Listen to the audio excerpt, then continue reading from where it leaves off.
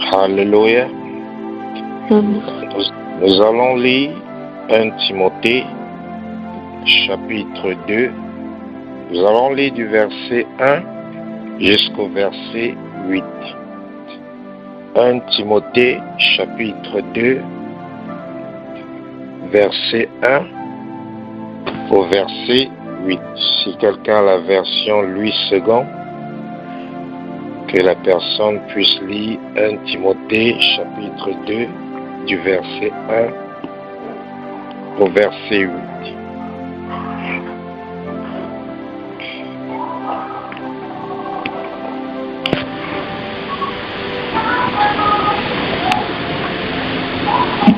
Je lis la parole de Dieu.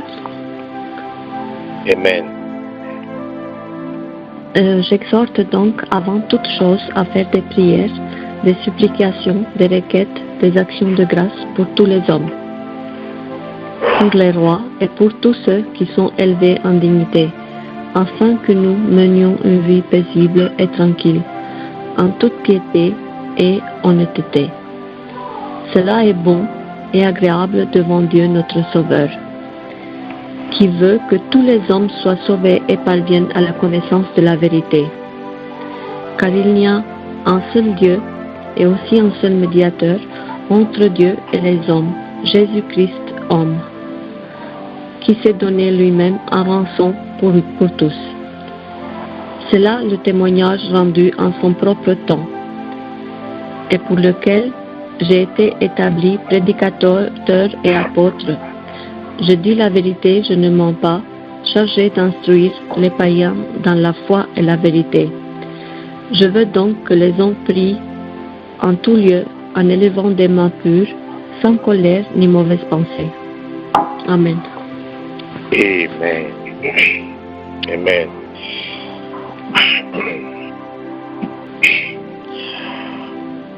Vous voyez, ce que ce passage dit, c'est quelque chose de très important pour la vie de chacun d'entre nous.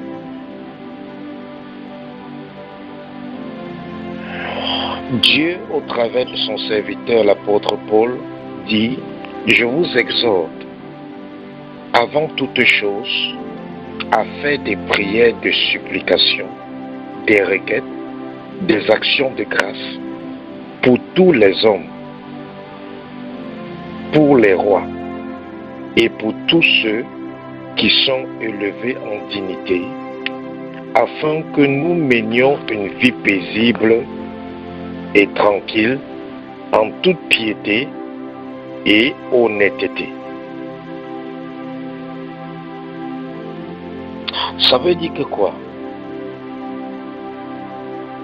Que devons-nous faire si nous voulons mener une vie paisible? Si nous voulons mener une vie tranquille, en toute piété et en toute honnêteté? Dieu nous dit, la seule chose que vous devez faire, c'est quoi?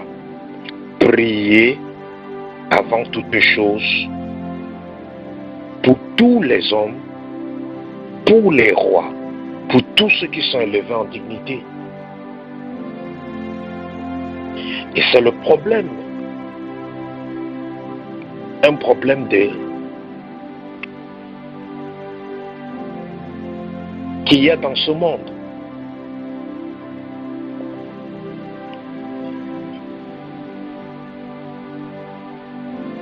Les enfants de Dieu veulent que les choses changent, mais ils ne prient pas pour que Dieu puisse changer les hommes. Dieu puisse changer les rois. Les rois, c'est qui? Les rois, c'est ceux qui gouvernent. Ce sont les autorités qui gouvernent. Les personnes qui sont élevées en dignité sont des personnes qui ont la responsabilité de prendre des décisions très très importantes, quel que soit le territoire où tu résides. Et tant que tu ne pries pas pour ces personnalités, tant que tu ne pries pas pour les autres hommes,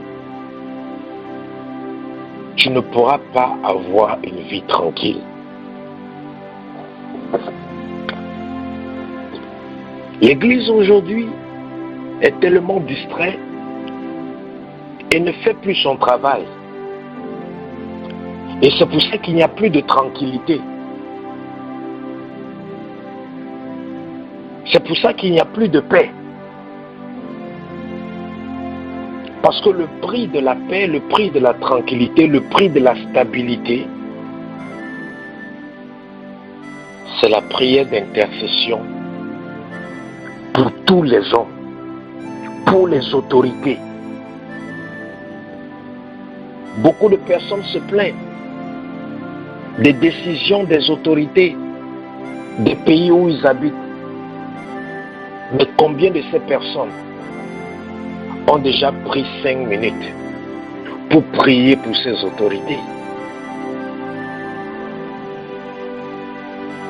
Si tu es en Christ, si tu es dans le Seigneur aujourd'hui, c'est parce que quelqu'un a prié pour toi. C'est impossible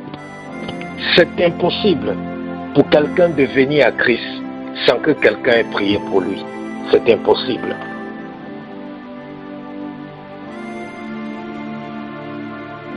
Même si tu ne connais pas la personne, tu n'as pas vu quelqu'un ou tu n'as pas écouté quelqu'un te dire qu'il avait prié pour que tu viennes à Christ, sache que Dieu a suscité quelqu'un quelque part pour prier. Parce que c'est illégal pour Dieu. Dieu n'a pas le droit légal de venir intervenir ici sur terre, à moins que quelqu'un ait prié quelque part. La prière, c'est ce qui donne à Dieu le droit légal de venir ici intervenir sur terre. Parce que Dieu est un esprit et il est illégal ici sur terre. Tout ce qui est esprit est illégal ici sur terre. Nous les hommes, nous sommes légaux ici sur terre. Pourquoi? Parce que nous sommes un esprit et nous habitons dans un corps. Même les démons sont illégaux ici sur terre. C'est pour ça que lorsqu'ils viennent sur terre, ils doivent posséder un corps. C'est pour ça qu'ils viennent posséder le corps des hommes, ils viennent posséder le corps des animaux, ils possèdent le corps des créatures vivantes. Parce que sans un corps physique, tout ce qui est esprit est illégal ici sur terre. On n'a pas le droit de fonctionner. Donc qu'est-ce qui donne à Dieu la légalité de venir faire quoi que ce soit sur terre? Il faut que quelqu'un prie. Il faut que quelqu'un se laisse utiliser. Il faut que quelqu'un se sacrifie.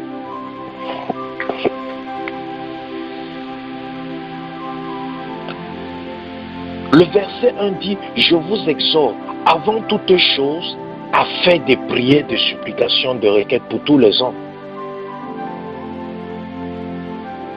Ça veut dire que Paul est en train de dire ici qu'avant de prier pour toi-même, prie pour les autres. Parce que si tu pries seulement pour toi, sans prier pour les autorités dans la ville où tu vis, ces autorités-là vont vous rendre la vie amère.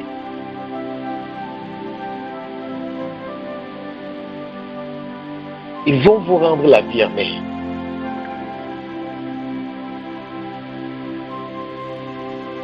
Les chrétiens sont persécutés. Parce que les personnes qui sont élevées en dignité dans ce monde ne sont pas en Christ. Et ils ne sont pas en Christ pourquoi? Ce n'est pas parce que Satan est fort. Mais c'est tout simplement, il n'y a personne pour prier pour eux. On veut la stabilité, on veut être tranquille. On veut que les choses changent.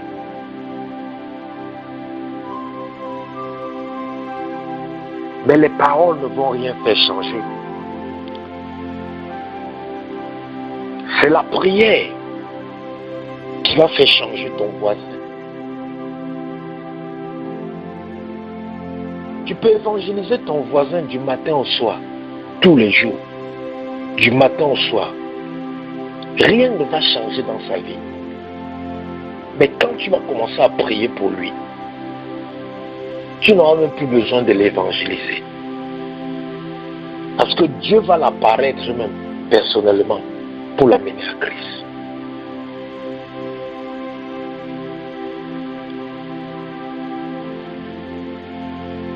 Quelqu'un a intercédé pour que Paul puisse rencontrer Jésus sur le chemin de Damas.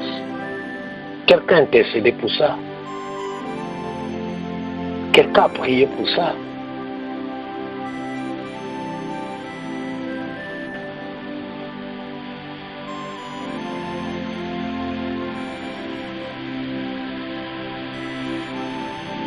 Si tu veux que les gens changent, prie pour eux. Et arrête de te plaindre.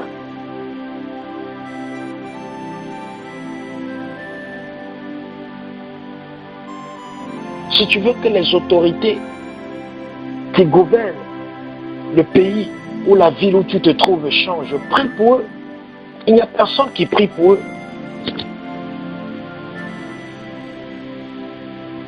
L'église primitive, avant toute chose, il priait d'abord pour les autres.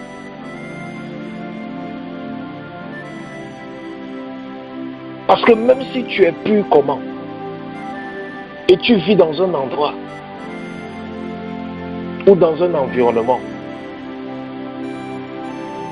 où les gens ont la liberté d'exposer toutes sortes d'impuretés, juste par le fait que tu vas regarder ça avec tes yeux, ça va te rendre impur. Ça va te rendre impur.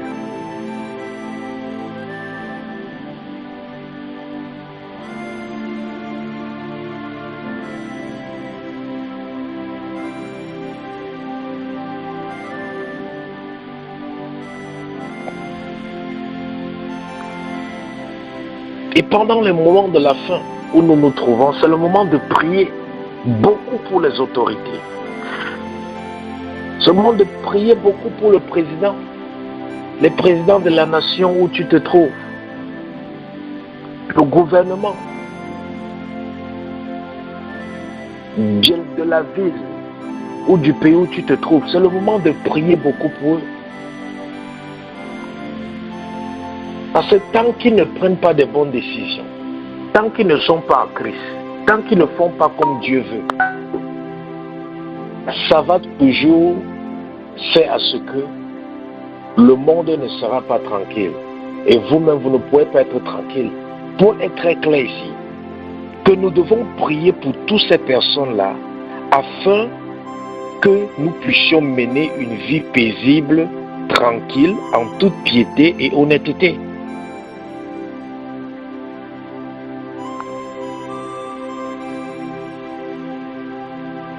Oh oui.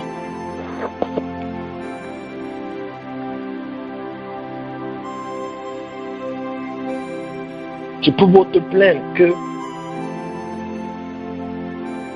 que voilà, j'ai les enfants et déjà on enseigne de nos jours aux enfants que c'est ok d'avoir un papa homme et une maman homme en même temps. On enseigne aux enfants que c'est ok d'avoir deux parents qui sont du même sexe.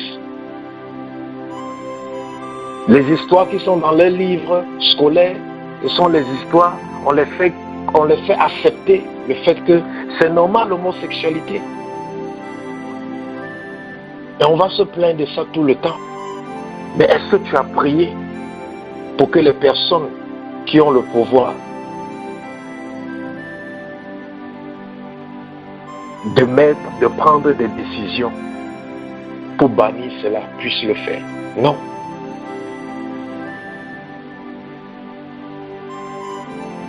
L'église primitive avait compris que même si notre relation avec Dieu est en bon terme et que les gens qui sont autour de nous ne sont pas en bon terme avec Dieu, nous allons souffrir. Pourquoi? Parce que quand les gens qui sont autour de toi ne sont pas en bon terme avec Dieu et toi tu es en bon terme avec Dieu, tu ne pries pas pour eux. Le fait que Dieu va envoyer le jugement sur eux, ça va aussi t'affecter d'une manière ou d'une autre.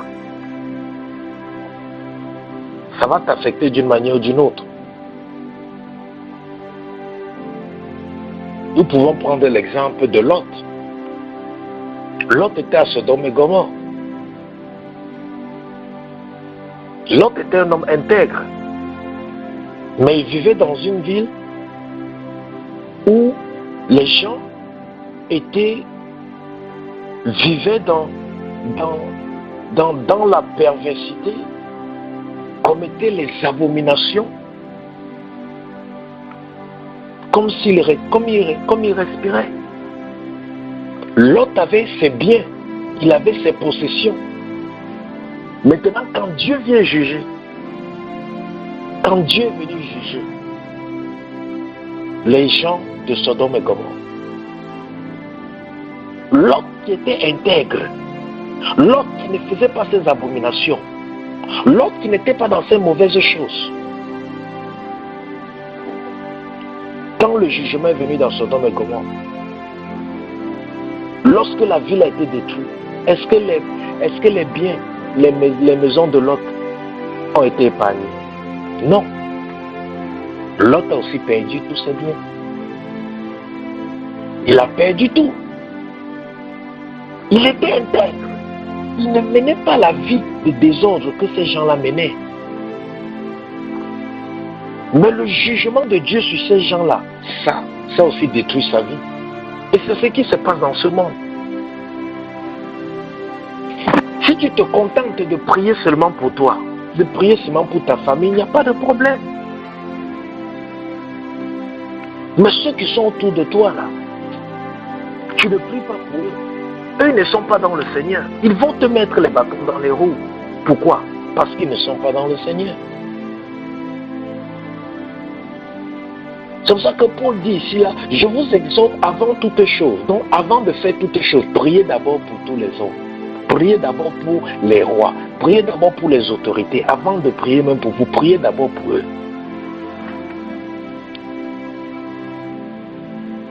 Priez d'abord pour eux.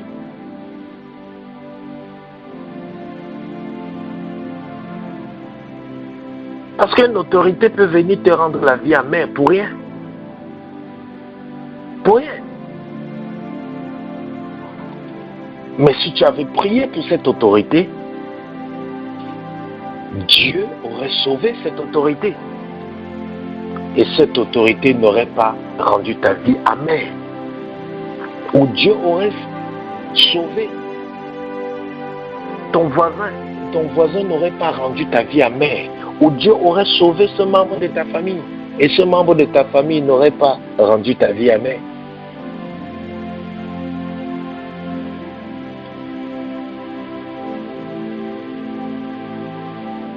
Si tu pries seulement pour toi, tu seras toujours mal à l'aise. Parce qu'autour de toi, tu vas voir les gens vivre très mal. Et leur manière de vivre va toujours t'offenser. Et des fois même t'amener à pécher. Parce que lorsqu'on est un véritable enfant de Dieu, il y a souvent des choses que tu peux voir qui t'amènent même à pécher. Parce que tu es tellement dégoûté et ça t'amène à pécher.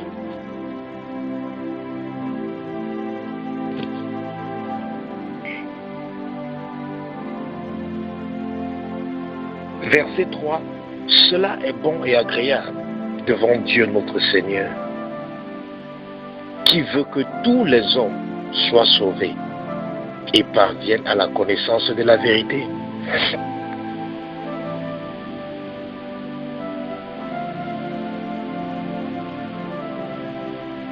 Les chrétiens sont très forts pour évangéliser.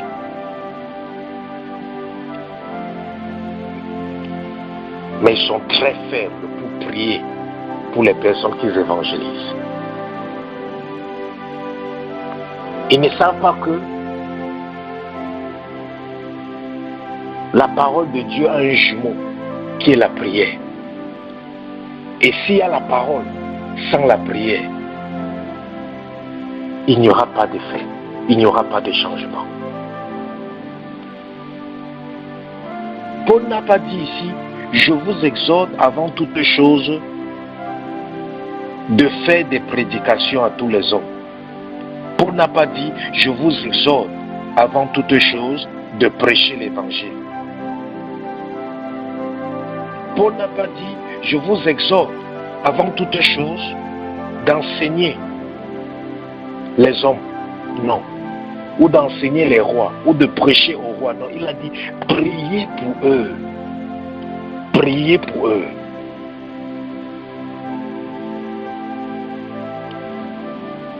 Parce que lorsque tu pries, Dieu va briser le cœur. Et le cœur sera maintenant réceptif à la parole. Mais quand tu pas donner la parole à un cœur qui n'est pas brisé, c'est comme si tu partais jeter de la semence sur un sol pierreux. Qu'est-ce qui va se passer? La semence va sécher. Ça ne pourra même pas germer. Pourquoi? Parce que le sol est pierreux. Mais lorsque tu as prié,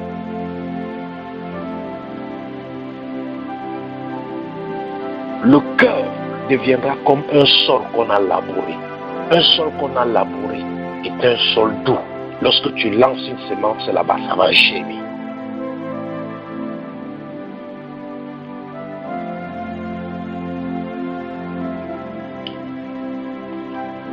Il y a beaucoup de programmes. Dans le corps de Christ, il y a beaucoup de programmes pour la parole de Dieu. Mais il y a peu de programmes pour la prière. Il y a peu de programmes pour l'intercession.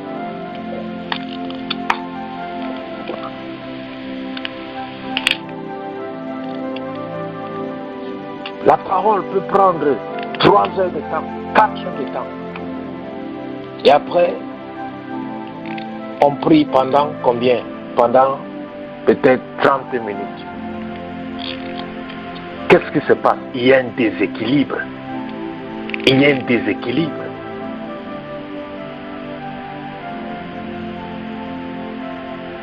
Il y a un déséquilibre. Le même temps que tu investis dans la parole, c'est le même temps que tu dois investir dans la prière. Sans ça, tu seras un chrétien déséquilibré. Et sans ça, tu vas te dire que ce que tu fais pour Dieu ne marche pas. Alors que non, c'est parce qu'il y a un déséquilibre.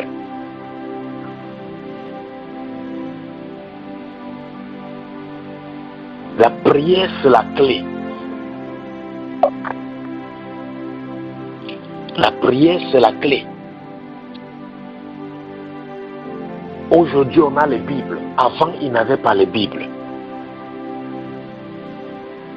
Mais il priait pour les gens et les gens étaient convertis. Tu peux prier pour quelqu'un, la personne se convertit, sans que quelqu'un ne lui montre la Bible, sans que quelqu'un ne lui montre la parole.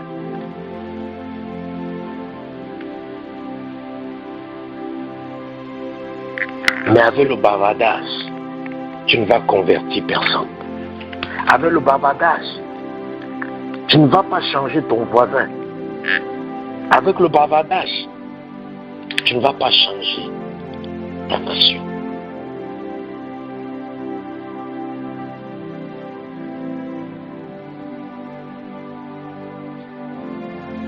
Les peuples souffrent aujourd'hui. Pourquoi? Parce qu'il n'y a personne pour intercéder pour les leaders.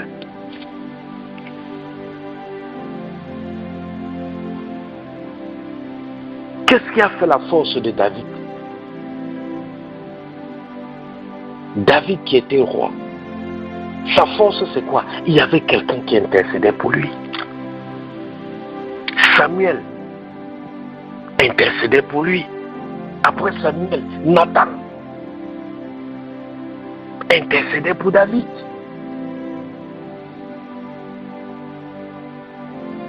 Mais on se plaint des présidents aujourd'hui.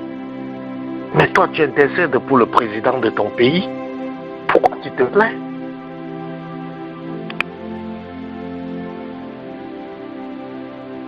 Ceux qui gouvernent comme Dieu veut, c'est parce qu'il y a des personnes qui intercèdent pour eux.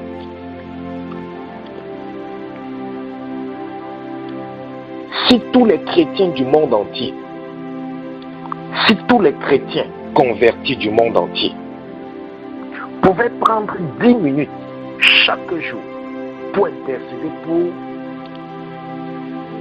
pour les leaders, pour intercéder pour tous les hommes. Vous allez voir, il devait avoir un réveil incroyable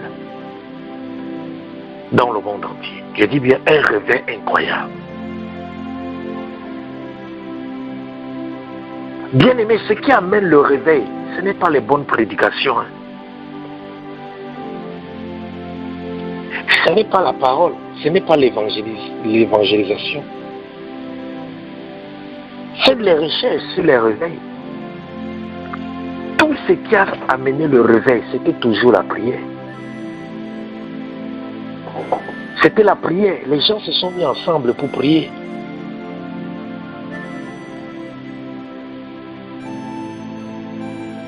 Les gens se sont mis ensemble pour prier.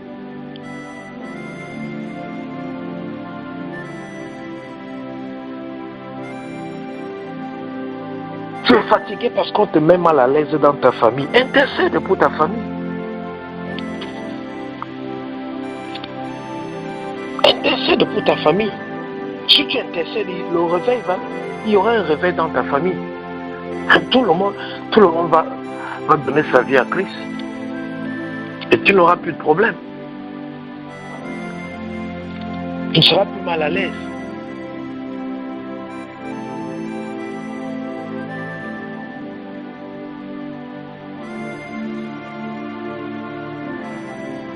Avant de faire toutes choses, Paul est clair. Nous devons prier. Nous devons prier.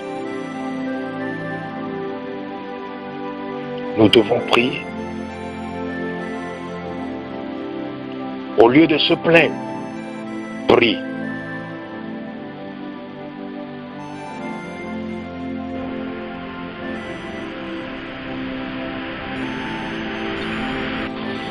C'est un péché de se plaindre d'une personne pour laquelle tu n'as jamais prié.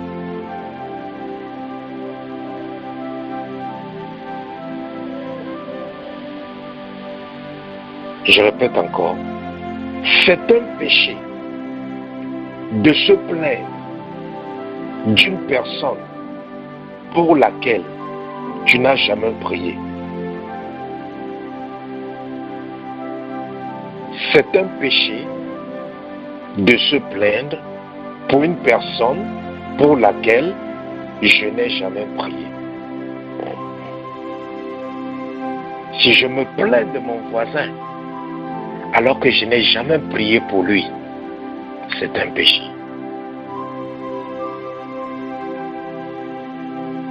Dieu se plaint de nous. Pourquoi? Parce que Dieu est toujours là pour multiplier les efforts, pour essayer de nous aider. Dieu se plaint de nous. Pourquoi? Parce qu'à travers Jésus, il est là pour intercéder pour nous. C'est pour ça qu'il a le droit de se plaindre. Mais nous, les humains, ne te plains pas de quelqu'un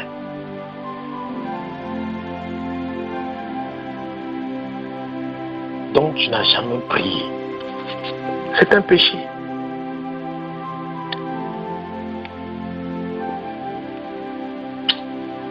C'est un péché. La prière peut tout. La prière peut tout. La prière rend possible ce qui est impossible. La prière change ce qu'on ne peut pas changer. La prière enfante ce qui n'était pas. La prière amène à l'existence ce qui n'existait pas. La prière peut créer ce qui n'avait pas été créé. La prière peut changer les gens.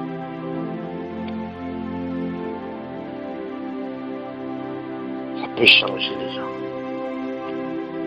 Donner la parole aux gens sans prier pour eux, c'est comme si tu semais sans arroser. Tu peux semer une bonne semence, mais si tu n'arroses pas, la semence ne va pas germer. La semence ne germe pas parce qu'elle est mauvaise, non. La semence ne germe pas parce qu'elle n'a pas été arrosée.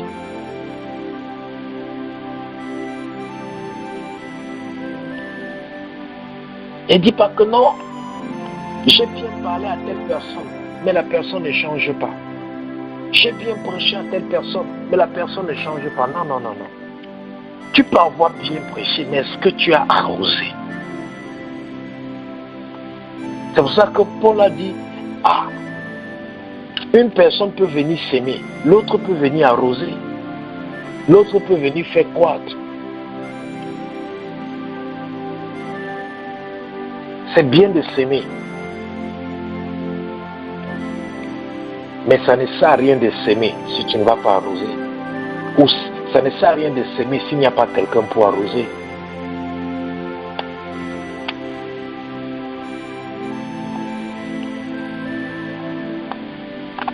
Beaucoup de gens ont déjà entendu parler de Jésus.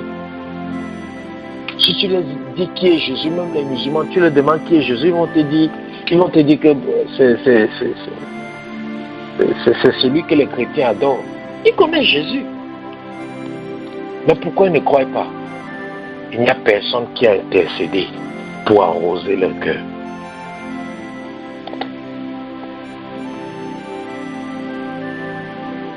C'est pour ça que chaque enfant de Dieu est appelé à être un intercesseur.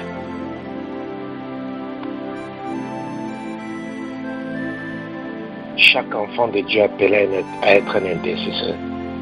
Si tu intercèdes seulement pour ta vie, n'oublie pas ce qui est arrivé à Lot.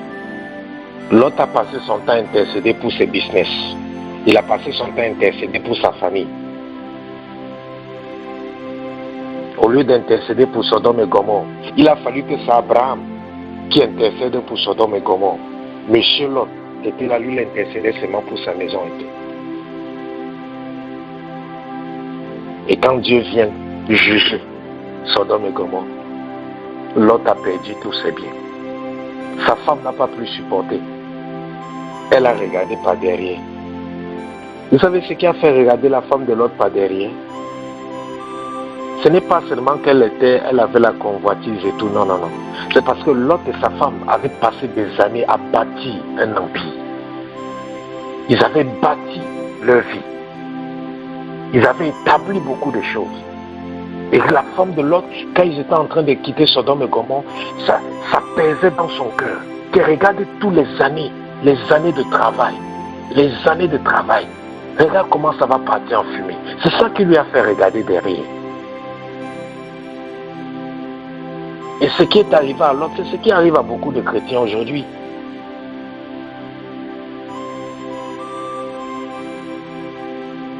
Il y a des chrétiens qui étaient dans des maisons ou dans des immeubles qui ont pris feu. Pourquoi? Parce que Dieu venait juger quelqu'un qui était dans cet immeuble-là. En permettant cet incendie, Dieu venait juger cette personne. Et parce qu'il y avait aussi un enfant de Dieu là-bas, lui aussi, ça aussi brûlait sa maison.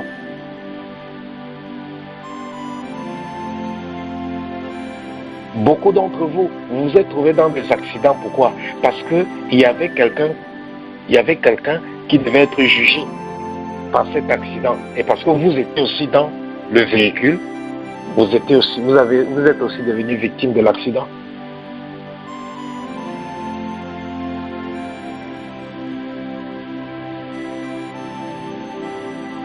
C'est pour ça que prie pour tout le monde. Prie pour tout le monde. Prie pour le monde entier. Prie pour les gens que tu ne connais pas.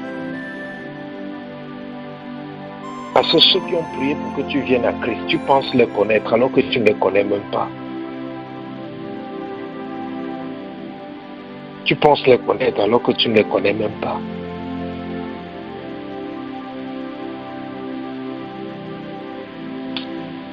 Tu veux que les choses changent. Prie pour les gens. Prie pour ton voisin. Prie pour tes collègues. Prie pour ta famille. Prie pour ton entourage. Prie pour tes leaders. Prie pour tes autorités. Et tu vas voir les choses vont changer.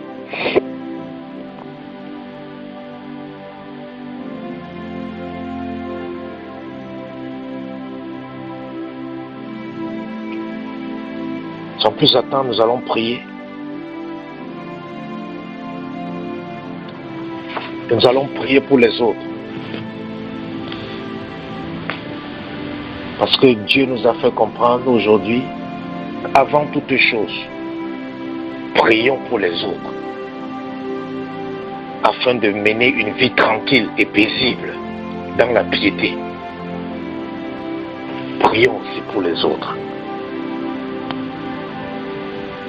Nous allons implorer la miséricorde.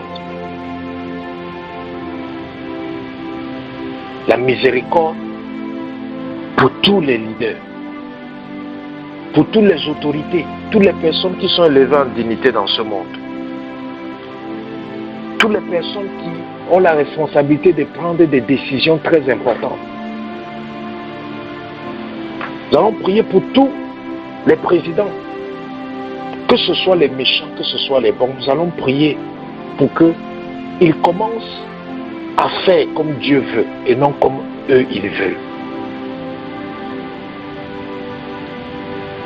Dieu est capable d'utiliser quelqu'un pour son agenda sans que cette personne ait donné sa vie à Christ.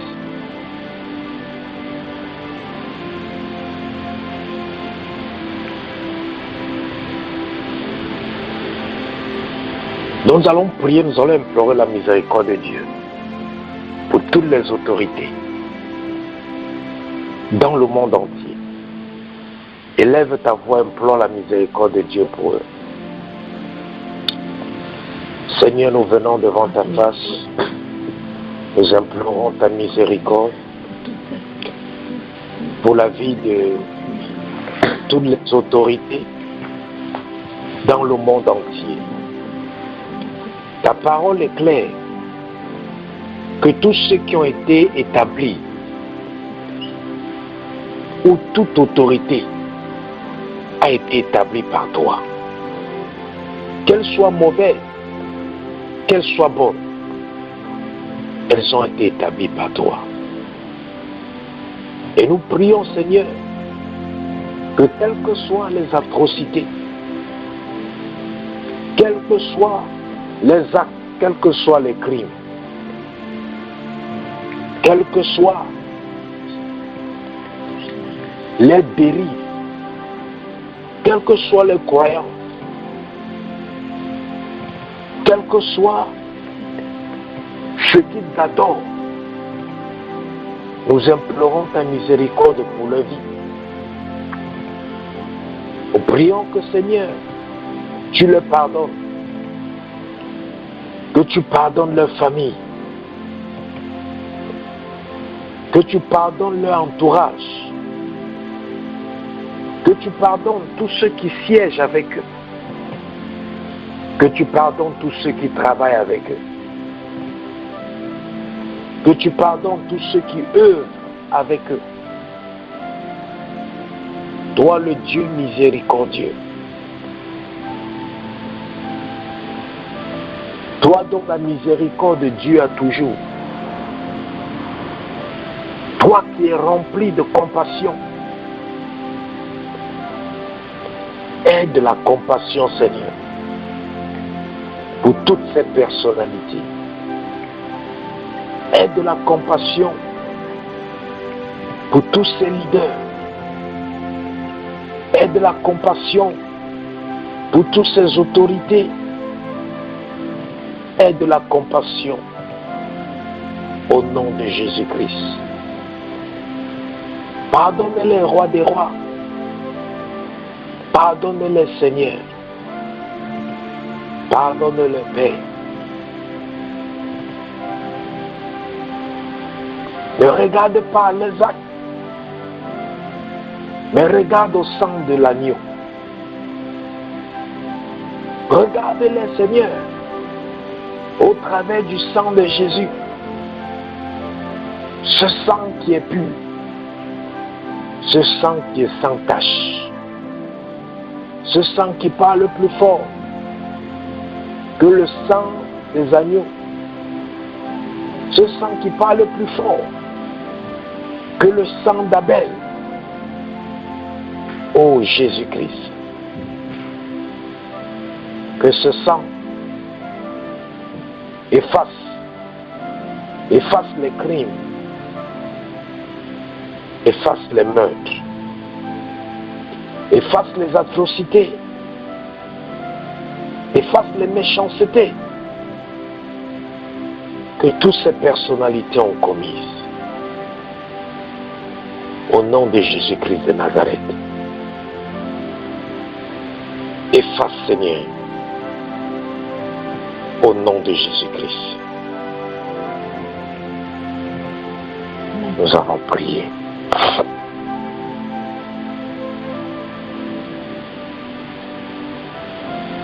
Nous allons prier.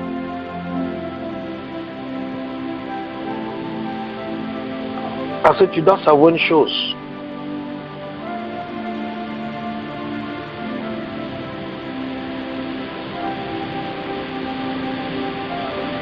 C'est le jour où tu vas commencer à intercéder pour les autres que tu vas voir vraiment Dieu agir dans ta vie.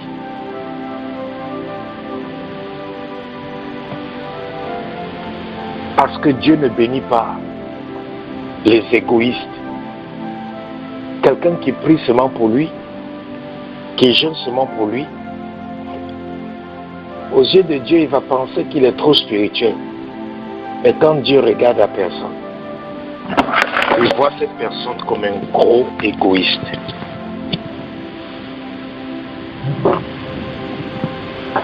Un gros égoïste.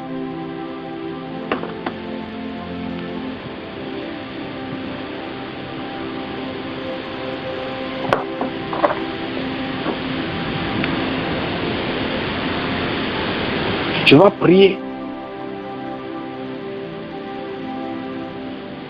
pour la sagesse.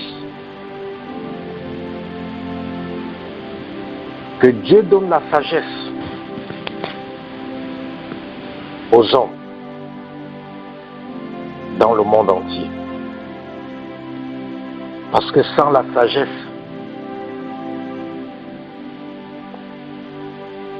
les hommes vont prendre des mauvaises décisions. Et lorsqu'une personne prend une mauvaise décision, ça n'affecte pas seulement la personne qui a pris une mauvaise décision. Ça va affecter tout un tas de personnes. Pourquoi? Parce que la vie de chaque individu est attachée à la vie de plusieurs personnes. La destinée de chaque individu est attachée à la destinée de plusieurs personnes. Un exemple. Lorsqu'une personne va tuer, il a posé cet acte. Quand il tue, il fait du mal à qui? Il fait du mal à lui-même. Parce qu'il sera maintenant en prison. Les gens qu'il était supposé aider, il ne peut plus aider parce qu'il est en prison.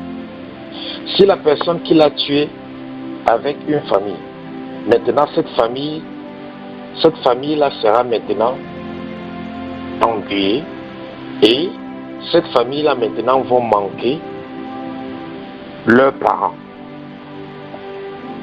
Et ainsi de suite, les enfants de cette famille, parce qu'ils vont manquer un parent, ils n'auront pas l'éducation qu'ils devaient avoir, ce qui fait qu'ils vont grandir avec un manque.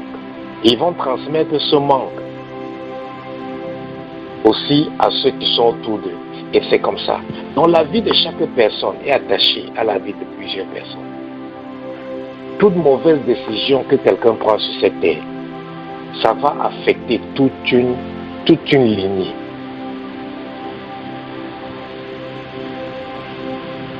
C'est pour ça que tu vas prier que Dieu donne la sagesse à tout individu par rapport aux décisions qui sont prises.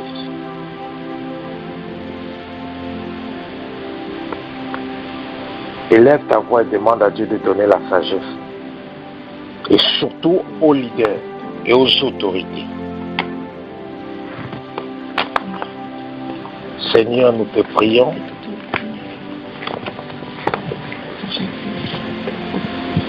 que tu puisses donner la sagesse aux leaders, aux autorités. Sans toi, nous ne sommes rien. Sans ta sagesse, toutes les décisions que nous allons prendre ne vont que nous amener à la destruction. Mais nous prions que tu donnes la sagesse à tout individu. Que quelles que soient les puissances qui ont obscurci ces personnes afin qu'ils ne puissent pas raisonner, afin qu'ils ne puissent pas agir, afin qu'ils ne puissent pas vivre dans la sagesse. Père, que tu puisses mettre ces puissances hors d'état de vie. Tu as dit dans ta parole que si quelqu'un manque de sagesse, qu'il demande. Père, donne la sagesse à chaque être humain. La sagesse pour vivre. La sagesse pour savoir vivre avec les uns et les autres. La sagesse pour savoir comment se comporter, comment parler, comment agir. La sagesse pour connaître même comment prier. La sagesse pour connaître comment résoudre les problèmes, comment adresser les situations, comment changer les conditions de nos vies. Père, donne la sagesse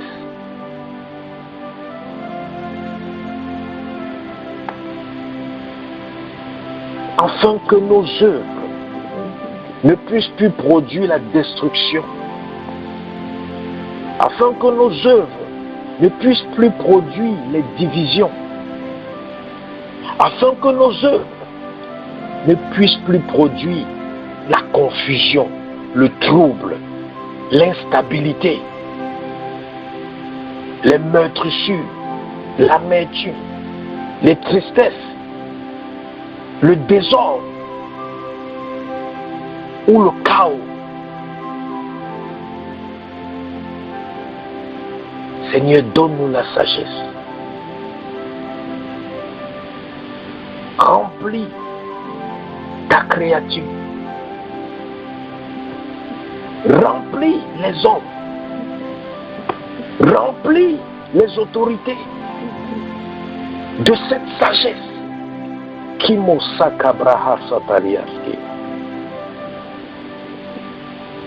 C'est toi qui as la connaissance de la science, Seigneur. Donne-les cette connaissance.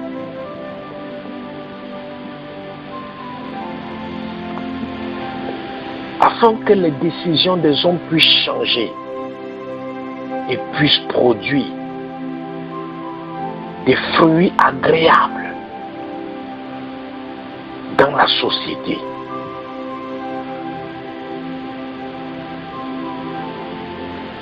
Merci Seigneur. Nous allons prier parce que Dieu dit, Jésus-Christ a dit, nul ne peut venir à moi si le Père ne l'a dit. Oh. Nul ne peut venir à moi si le Père ne l'a dit. Nous allons prier que Dieu attire à Jésus toutes les personnes dans ce monde qui ne sont pas encore à Jésus.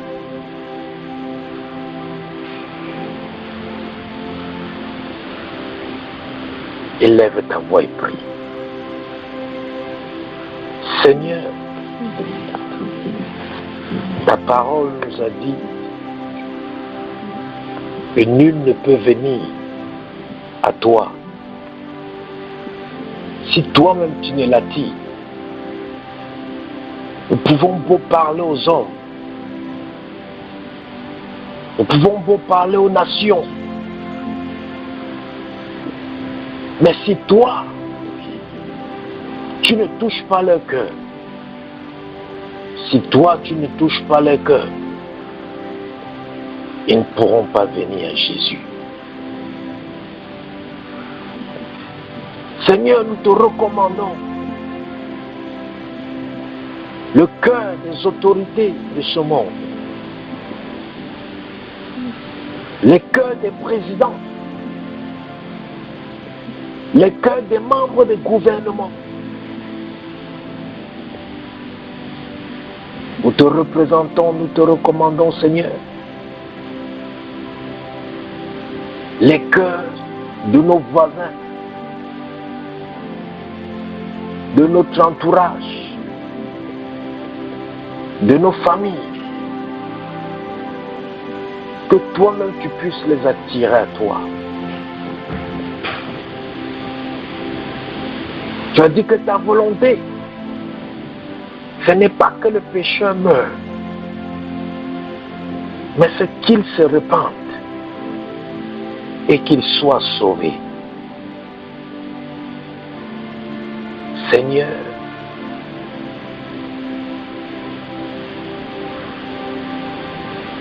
touche le cœur. Touche le cœur de ceux-là qui ne te connaissent pas. Brise leur cœur afin qu'ils soient réceptifs à la semence de la vie, afin qu'ils soient réceptifs à l'évangile du salut, afin qu'ils soient réceptifs à l'appel, à l'appel, à l'appel.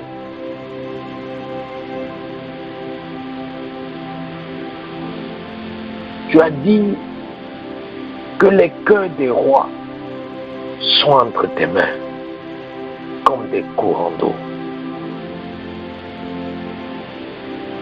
Des courants d'eau que tu peux diriger comme bon te semble. Tu as dit que tu as la capacité d'enlever notre cœur de pierre et de le changer avec un cœur de chair. Tu as dit que tu as la capacité de créer en nous, de mettre en nous un esprit nouveau. Seigneur, nous prions. Partout où il se trouve dans le monde entier.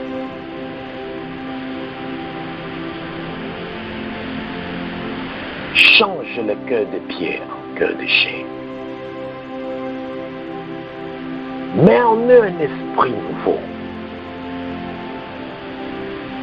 Et amène-les à Christ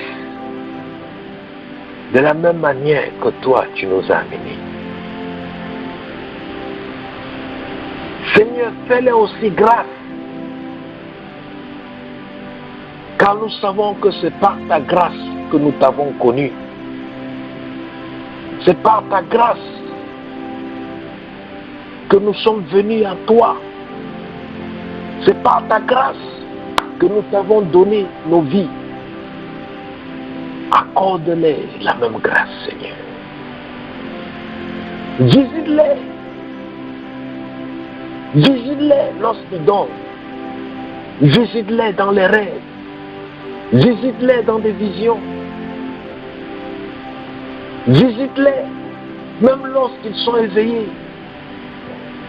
Visite-les même au travers de leur vie ou des problèmes qu'ils rencontrent ou qu'ils expérimentent. Quel que soit le moyen que tu dois utiliser, quelles que soient les voies que tu dois utiliser, visite-les au nom de Jésus. Visite-les au nom de Jésus-Christ. Visite-les, Seigneur. Visite-les. Arrache les âmes entre les mains de Satan. Arrache les âmes entre les mains des puissances démoniaques.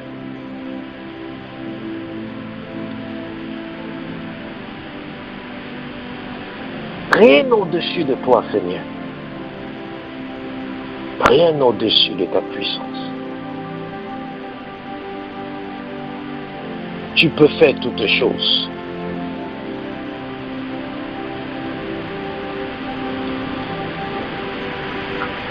Tu es celui qui a transformé le meurtrier qui était l'apôtre Paul en ce disciple dynamique, imbattable. Seigneur, tu es celui qui a transformé le rusé, le fraudeur Jacob en Israël.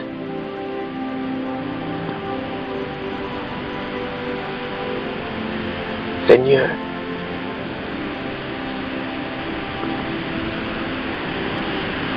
amène le monde à toi. Amène tes créatures à toi. Révèle-toi en eux.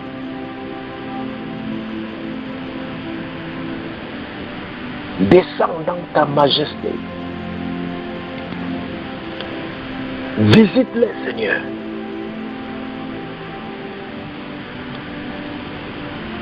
Et attire-les à Jésus. Attire-les à Jésus, Seigneur. Attire-les à Jésus. Attire-les à Jésus. Attire-les à Jésus.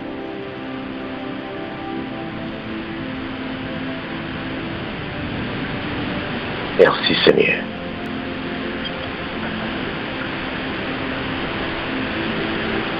Nous allons prier.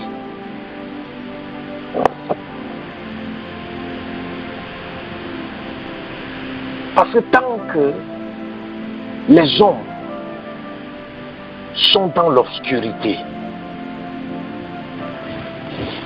même si ils savent ce qu'il faut faire,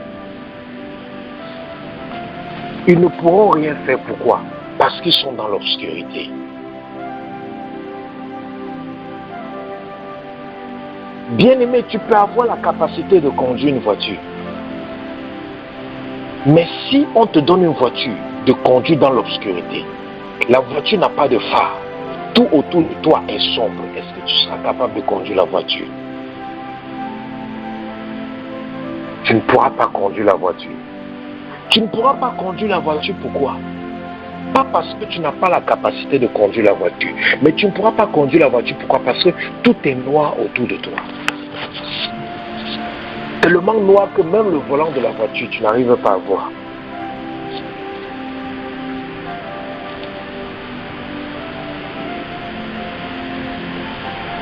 Quand quelqu'un est dans l'obscurité, même s'il a l'information qu'il a besoin pour changer sa vie ne peut pas changer. Quand quelqu'un est dans l'obscurité, Même s'il a les directions pour aller dans le chemin de sa destinée, il ne peut pas. On peut te donner le GPS. On peut te donner toutes les cartes du monde pour te permettre d'arriver à une adresse.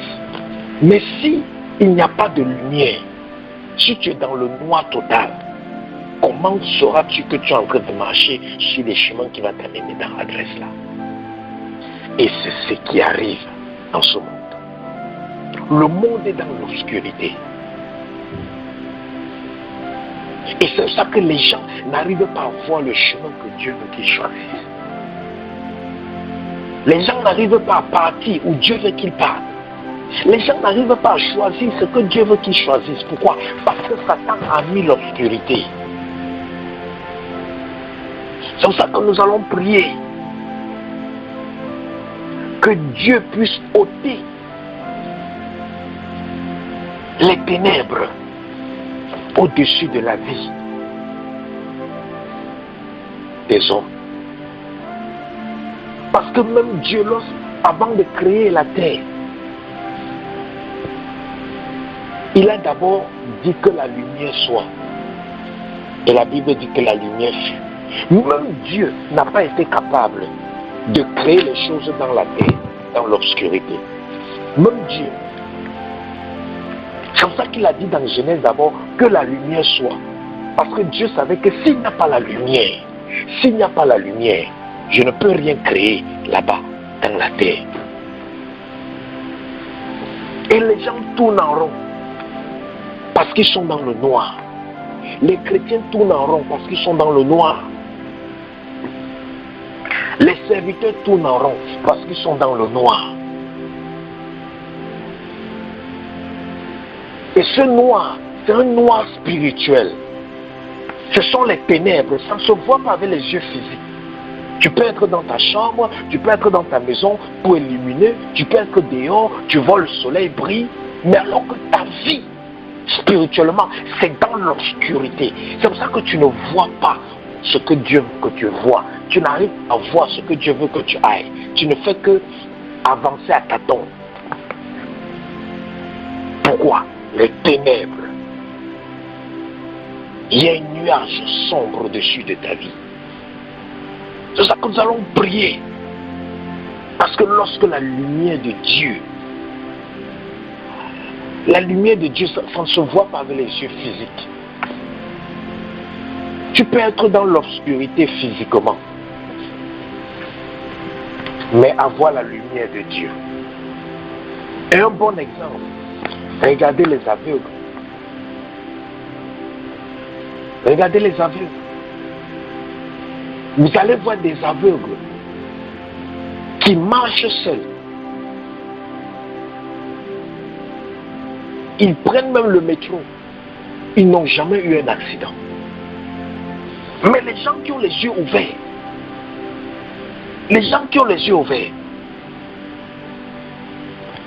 eux, ils sont dans les accidents. Mais les aveugles n'ont pas d'accident. Physiquement, ils sont dans les ténèbres. Mais spirituellement, ils sont dans la lumière. Ils sont dans la lumière.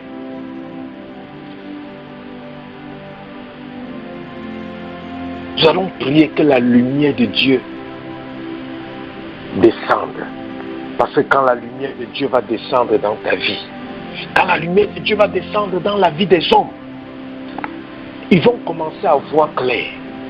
Ils vont commencer à comprendre ce que Dieu veut qu'ils fassent.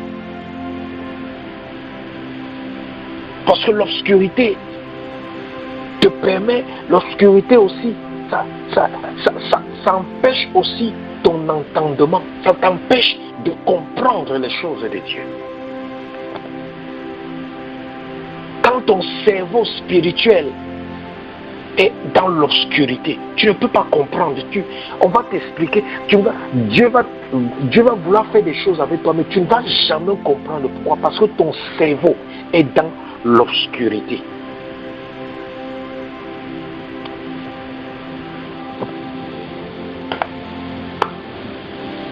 Et la Bible dit, nous sommes la lumière du monde.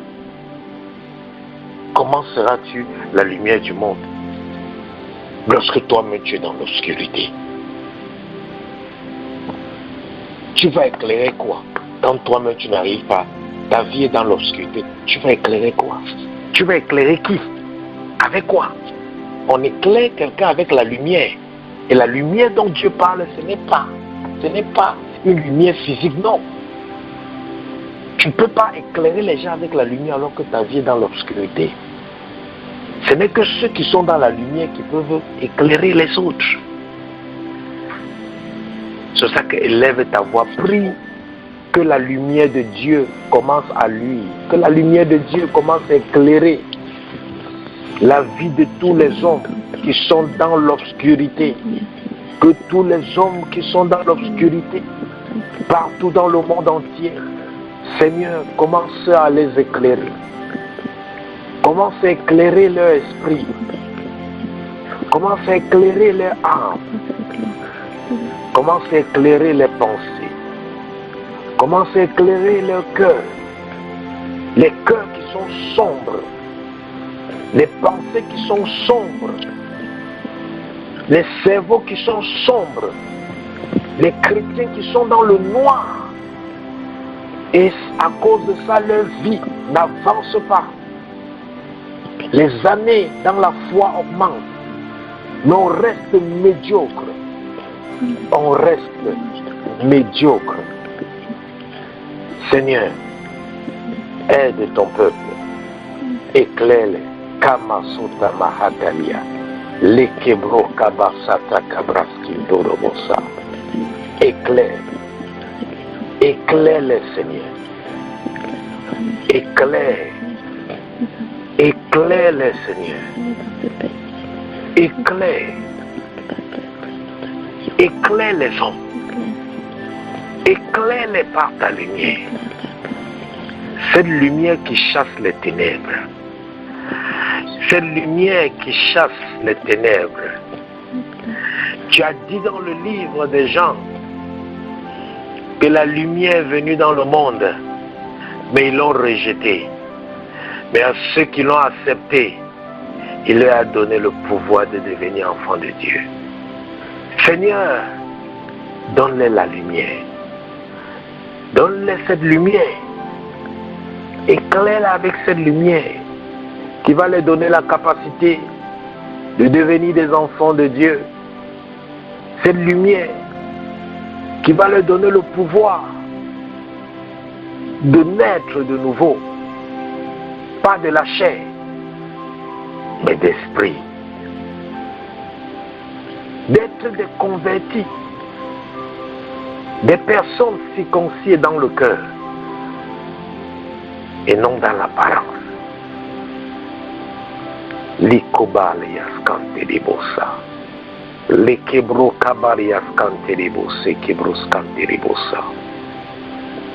Éclaire, éclaire, éclaire, Seigneur. Éclaire, éclaire, éclaire, éclaire, éclaire, éclaire. Plusieurs personnes pensent qu'ils sont dans la vérité, alors qu'ils ne sont pas, à cause de l'obscurité. Éclaire ces personnes, Seigneur, afin qu'elles se rendent compte qu'elles ne sont pas dans la vérité. Éclaire, Seigneur, ceux qui pensent être sur le droit chemin, sur le chemin de leur destinée. Éclaire-les, Seigneur, afin qu'ils puissent se détourner de tout chemin, de toute direction qui n'est pas la tienne. Seigneur, éclaire tous ceux qui sont en train de faire des choix en ce moment. Ils sont en train de faire des choix dans l'obscurité et ils pensent que c'est du bon choix. Ils pensent que tu es derrière. Ils pensent que c'est ton accord. Ils pensent que non, ça vient de toi. Que c'est toi qui les as révélés. Que c'est toi qui les as prophétisés. Que c'est toi qui les as parlé. Mais alors qu'ils sont en train de faire le mauvais choix, Seigneur, éclaire-les. Éclaire-les par ta lumière. Afin qu'ils constatent Qu'ils voient comme tu vois, ô Seigneur. Éclaire les hommes qui sont aveuglés, qui sont des aveugles spirituels. Éclaire par ta lumière, Seigneur. Éclaire les yeux, afin qu'ils ne cessent d'aller où toi tu ne veux pas qu'ils aillent. Afin qu'ils cessent de faire ce que toi tu ne veux pas qu'ils fassent. Afin qu'ils se détournent de tout ce qui ne t'honore pas. Ô Seigneur, la Bible dit que Paul pensait qu'il te servait. Paul pensait qu'il était un serviteur du Dieu d'Abraham. Il pensait qu'en tuant les chrétiens, il était en train de te servir. Mais sur le chemin de Damas, tu as rendu Paul aveugle physiquement, afin qu'il puisse voir la lumière spirituelle. Ô Jésus-Christ.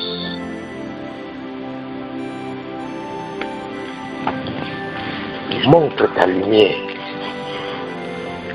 Montre ta lumière comme tu as montré cette lumière à Paul.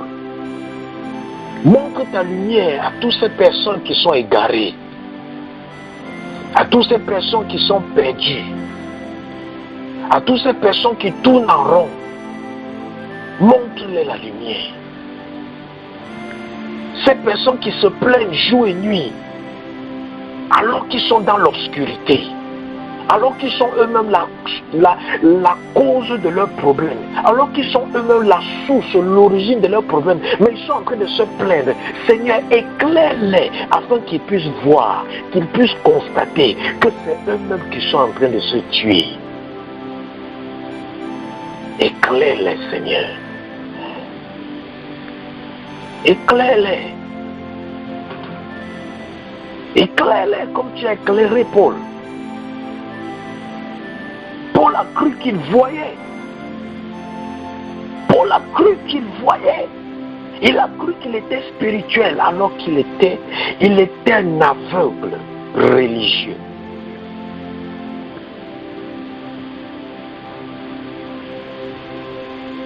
Mais quand ses yeux physiques se sont fermés, il a vu ta lumière. Il a vu ta lumière, Jésus. Montre ta lumière. Montre ta lumière à ta créature. Montre ta lumière aux hommes. Montre ta lumière à ce monde qui est perdu.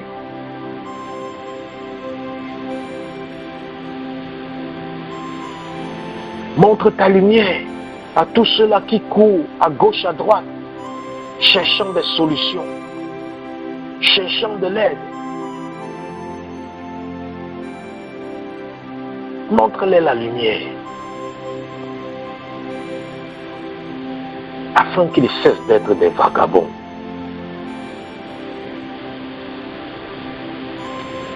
Montre-les la lumière, afin qu'ils cessent d'être des personnes errantes.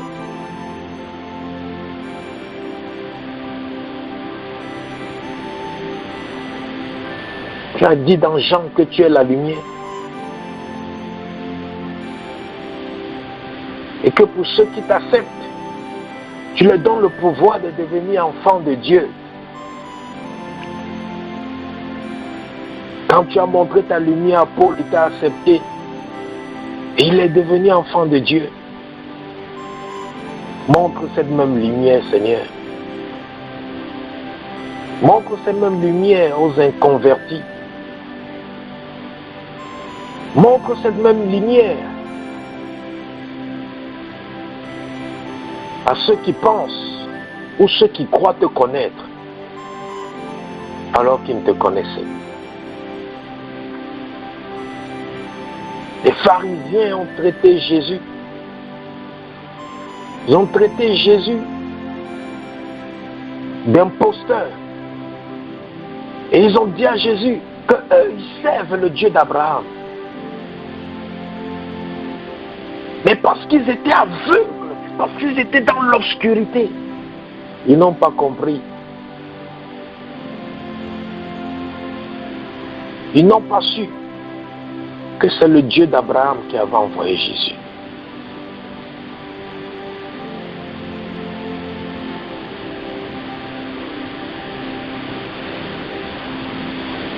Père, que ce qui arrive aux pharisiens, que cela n'arrive pas, Seigneur, à cette génération d'aujourd'hui. Tu peux les éclairer. Même dans leur sommeil, tu peux les éclairer. Même dans leurs pensées, tu peux les éclairer. Même dans leur cœur, tu peux les éclairer. Même dans leur âme, tu peux les éclairer. Ta lumière, Seigneur. Le monde a besoin de ta lumière, Seigneur. Le monde a besoin de ta lumière, Seigneur. L'Église a besoin de ta lumière. Cette lumière qui chasse les ténèbres. Kamaleya Sokotoria Prakito. Nous avons besoin de cette lumière, Seigneur. Reke Sokotoria Braskanterebo Sheki Braskanterebo Sa. Éclaire. Éclaire le monde entier. Éclaire le monde entier. Éclaire le monde entier. Éclaire le monde entier. Éclaire le monde entier. Afin que tous puissent voir le chemin de la vie.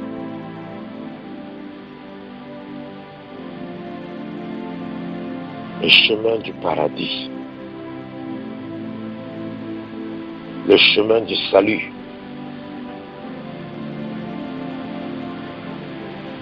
Merci Seigneur. Merci Jésus. Merci Roi des Rois.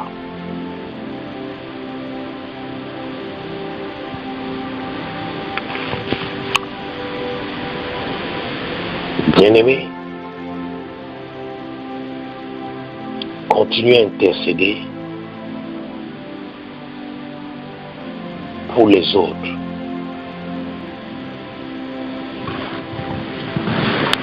La plus grande récompense qu'un enfant de Dieu peut avoir,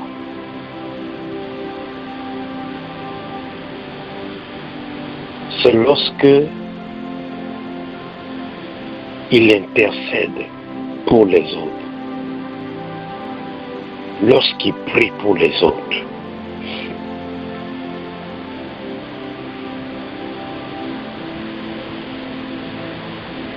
Quand tu fais quelque chose pour les autres, Dieu va faire la même chose pour toi. Et si tu fais seulement pour toi, aux yeux de Dieu, tu es un égoïste.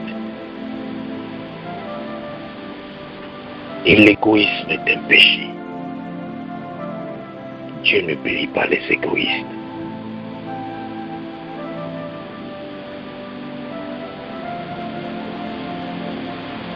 Dieu ne bénit pas les égoïstes.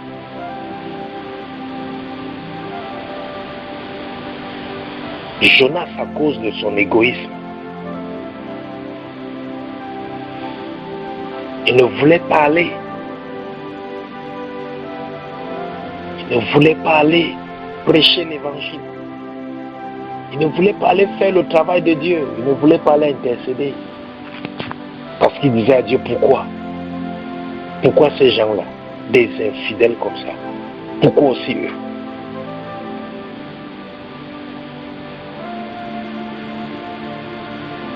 Mais Jonas n'a que eu la paix dans sa vie à après qu'il ait œuvré pour les autres.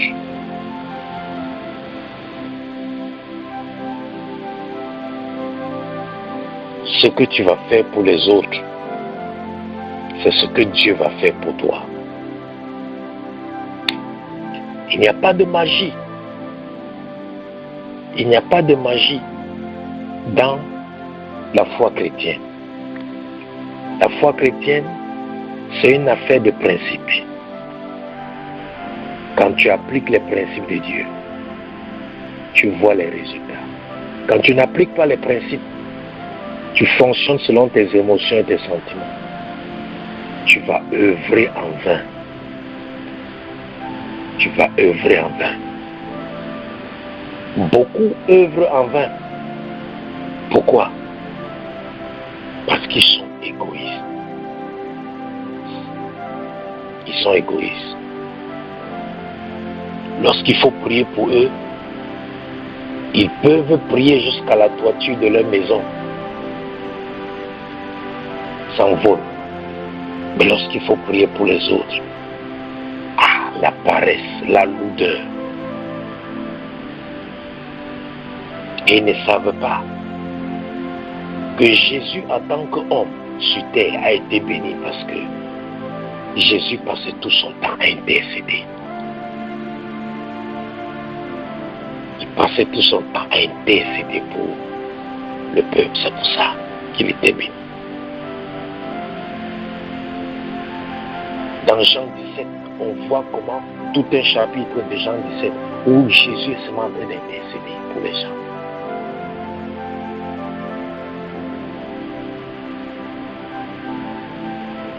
Et Jésus a dit qu'on doit être ses imitateurs. Et le jour du jugement, tu vas dire à Dieu, j'étais imitateur de Jésus. Et Dieu va dire, ah bon? Tu vas dire, je jeûnais beaucoup, je priais beaucoup. Tu vas dire que, ah bon? Mais quand est-ce que tu as jeûné pour ton frère? Quand est-ce que tu as prié pour ta soeur? Quand est-ce que tu as œuvré pour ton frère? Quand est-ce que tu as travaillé pour ta soeur? Je ne te connais pas. Je ne connais pas les égoïstes. Donc arrêtons de nous plaindre des gens. Si quelqu'un t'énerve, prie pour lui. Et tu n'auras plus de problème avec qui que ce soit. Quand quelqu'un m'énerve, je prie pour lui, c'est tout. Parce que Dieu m'a fait comprendre que si je me plains d'une personne pour laquelle je n'ai jamais prié, je suis en train de pécher.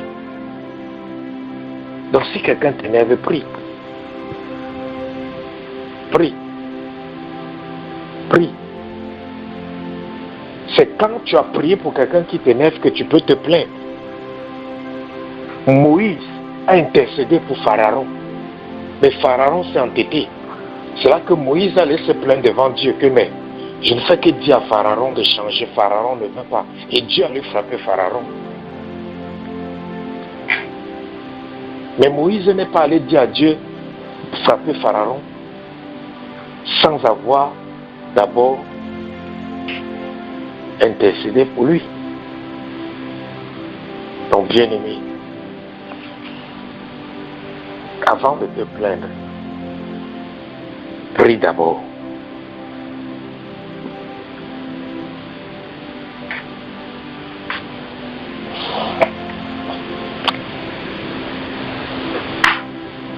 Donc c'est ce que Dieu voulait te faire comprendre, que pendant ce moment de la fin,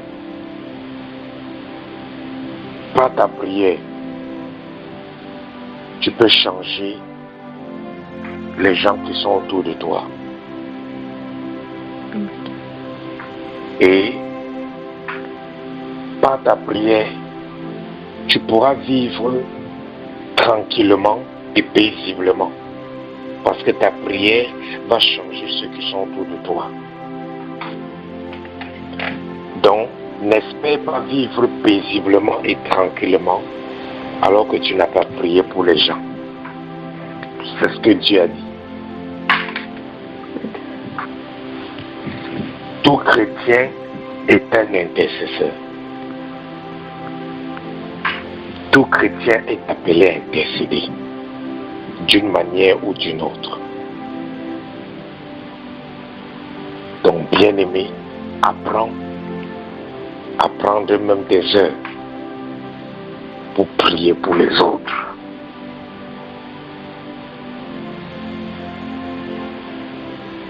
Ta vie ne change pas parce que il y a des choses nouvelles que tu n'as pas encore commencé à faire.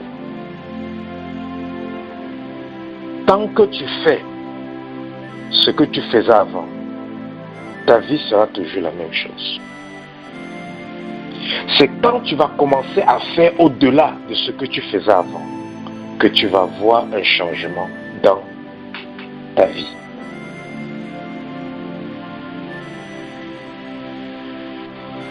Si tu fais de la même manière chaque année, tu vas récolter la même récolte. Si tu sèmes d'une certaine manière chaque année aussi tu vas récolter le même type de récolte. Si tu agis d'une certaine manière tout le temps, tu auras le même résultat.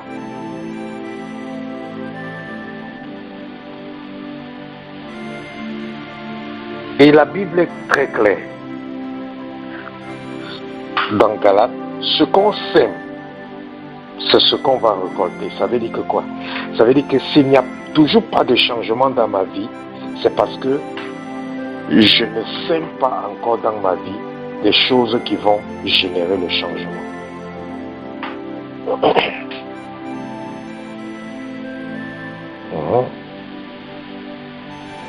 Parce que la Bible dit, ne vous y trompez pas, l'on récoltera ce qu'on a semé. Ça veut dire que si ma situation reste toujours la même, après des années, même chose, ça veut dire que quoi? Ça veut dire que jusqu'à présent, dans ma vie, je ne sème pas ce qui va me permettre de changer ma situation.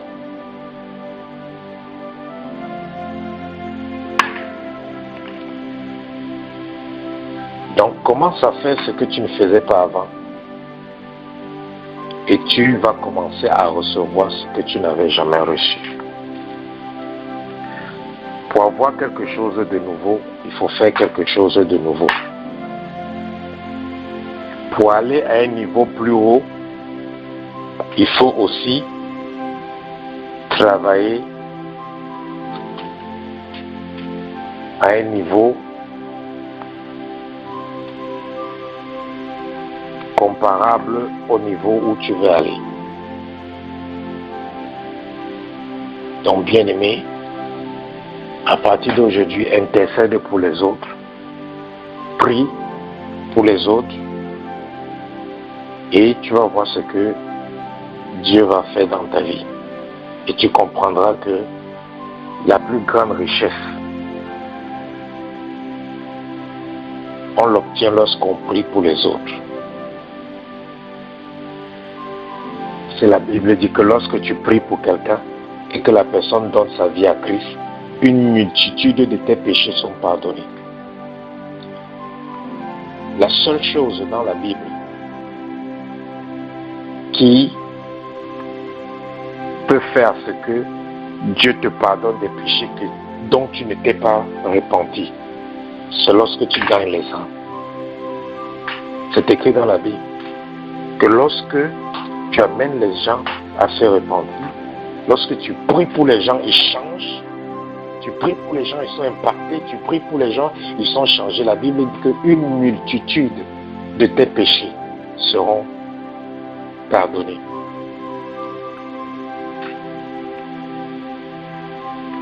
C'est pour ça que vous allez voir certaines personnes, ils se comportent souvent très mal Vous allez voir, ils sont tellement bénis, vous allez dire que mais qu'est-ce qui se passe avec eux? Vous ne savez pas que par derrière, il œuvre tellement pour les gens que son œuvre là, ça fait à ce que Dieu pardonne la multitude de ses péchés.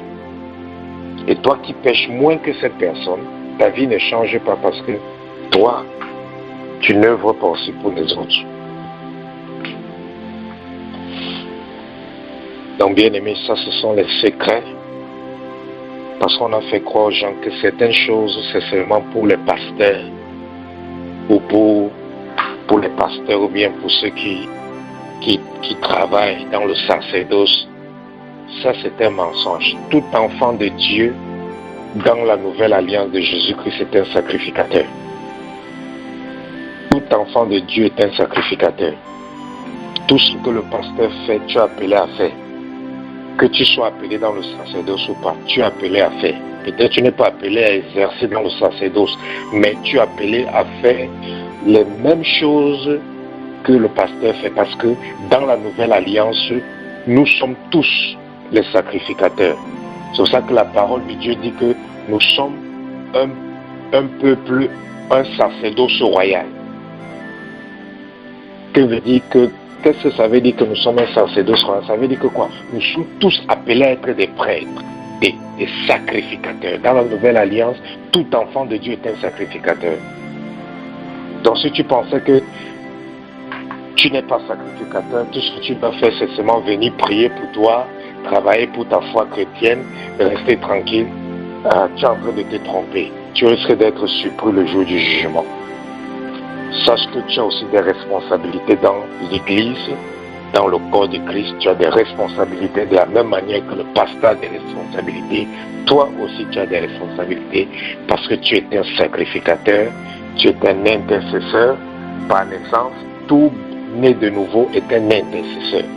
Donc bien aimé, ce sont les secrets spirituels pour voir la main de Dieu dans nos vies. Ce sont les secrets spirituels pour voir Dieu agir. Ah oui. C'est ces choses ici qui vont plus changer ta vie. Ça va changer ta vie plus que les prières de combat. Vous savez, vous devez savoir une chose, c'est que les prières de combat ne vous apportent rien. Le combat spirituel ne te donne rien de plus. La délivrance ne te donne rien. La guérison ne te donne rien. Tout ce que ça fait, ça te restaure seulement dans la condition dans laquelle Dieu t'avait créé. Quand quelqu'un est malade, il prie, il fait le combat spirituel et Dieu guérit la personne. La personne n'a pas reçu la guérison, non. La personne a seulement été restaurée dans sa condition normale. Parce que quand Dieu a créé tout être humain est en santé. Donc ce n'est pas comme si tu recevais quelque chose de nouveau, non. Tu es seulement restauré dans ta condition dans laquelle tu avais été créé. Lorsque quelqu'un est délivré, c'est la même chose. Quand tu es délivré, tu ne reçois pas quelque chose de nouveau. Non.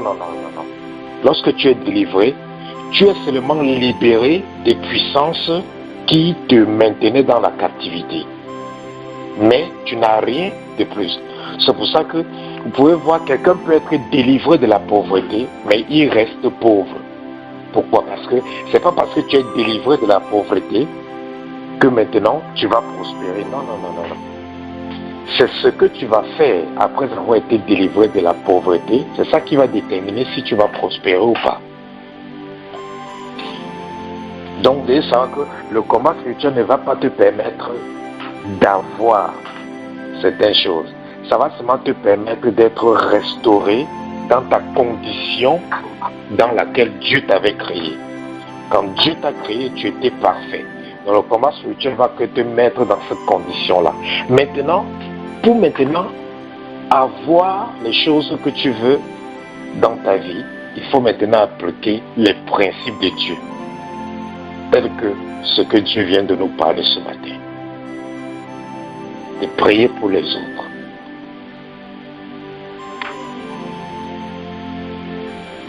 Donc, parce qu'il y a beaucoup de personnes qui font seulement le combat spirituel, ils s'acharnent seulement dessus, ils le font seulement, après, ils ne font plus rien d'autre. Ils sont délivrés, ils sont guéris, ils sont libérés, mais leur vie reste sur place. Pourquoi? Parce qu'ils n'obtiennent rien de nouveau. Ils n'obtiennent rien de nouveau. Pour obtenir quelque chose de nouveau, il faut agir comme un sacrificateur. Donc, bien-aimé, que le Seigneur grave cette parole sur les tablettes de ton cœur, que le Seigneur te transforme, le Seigneur fasse de toi un intercesseur, que le Seigneur active en toi l'esprit du sacrificateur, afin que tu puisses être vraiment ce sacerdoce royal, comme il est écrit dans la parole de Dieu, que nous sommes sacerdoce royal. Que l'esprit du sacrificateur puisse t'animer et t'amener à être un chrétien éveillé, un chrétien contributeur, un chrétien qui n'est pas égoïste, un chrétien qui n'est pas seulement un sympathisant, mais qui est aussi un participant. Et cet esprit du sacrificateur t'amène à être comme Jésus et à faire ce que Jésus faisait. Car Jésus-Christ est la référence et le modèle de toute personne. Et de même qu'il a été sacrificateur, que tu puisses, à partir d'aujourd'hui, vivre comme un sacrificateur pour la gloire de Dieu. La grâce de Dieu te donne la capacité de t'adapter, de t'ajuster et de te conformer aux exigences de Dieu. Seigneur, je te dis merci pour ce sacrificateur que tu viens d'activer. Merci parce que leur vie chrétienne ne sera plus la même. Parce qu'aujourd'hui, ils ont compris qu'ils ne sont pas seulement là pour travailler pour leur salut, mais qu'ils sont aussi là pour participer à la mission salvatrice des autres. Merci pour ta puissance. Merci pour ton onction qui descend sur eux en ce moment. Merci pour ta grâce qui descend sur eux en ce moment. Merci Seigneur. Merci Jésus.